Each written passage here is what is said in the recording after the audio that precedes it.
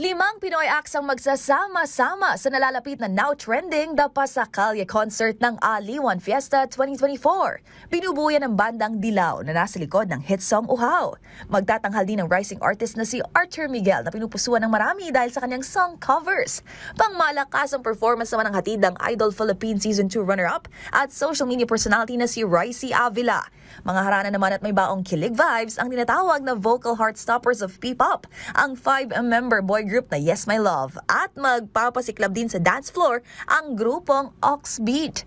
Samantala, bago ang Pasacalye concert sa ganap na alas 7 ng gabi sa June 27, huwag ding palampasin ang pagbabalik ng Tugtog ng Aliwan. 5 p.m. naman yan sa tapat din ng Aliw Theater dito sa Pasay City. Libre lamang at first come first served ang ipatutupad na polisiya sa mga makikiisa at makikisaya sa 3 araw na engrandeng selebrasyon ng Aliwan Fiesta 2024 mula June 27 hanggang June 29.